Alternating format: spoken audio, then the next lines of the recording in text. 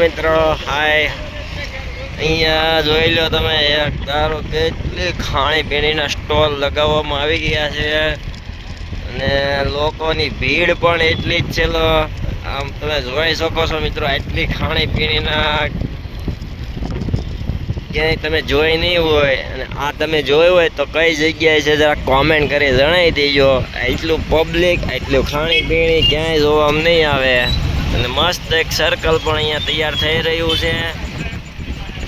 બહુ મસ્ત મજાનું સર્કલ બની રહ્યું છે અને ખાણીપીણીનું અત્યારે તમને કહું ને હું જો એટલી અહીંયા ખાણીપીણીનું ઓલું છે કે વાત જવા જો. અને અમે લોકો પહોંચી ગયા હતા ગાય માટે ઘાસચારો લેવા.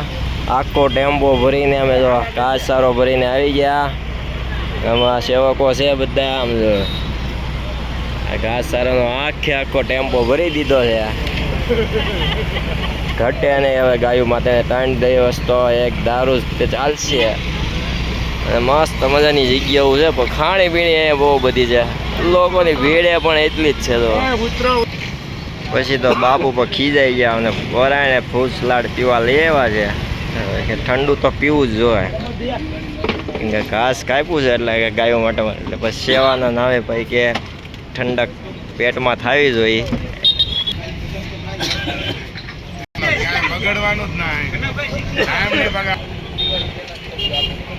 अरे क्या क्या मेरे पास है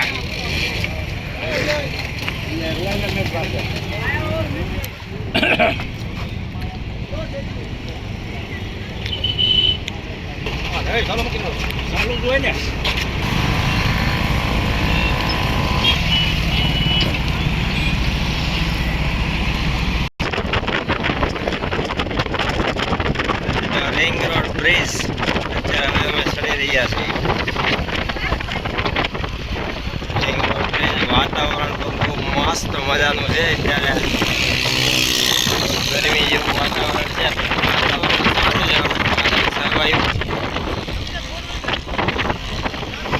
પુલ ઉપર તમને બતાવી ટ્રાફિક જામ છે 2 વસવાળવાળાનો. તાપી મૈયા પણ પુલ છે અત્યારે. કેમ કે થોડાક દિવસ બધા પાણી આવ્યું હતું એટલે તાપી મૈયામાં ફૂલ જોશથી પાણી ચાલ્યું જાય છે. તાપી મૈયા 2 કાંઠે થઈ ગયા છે.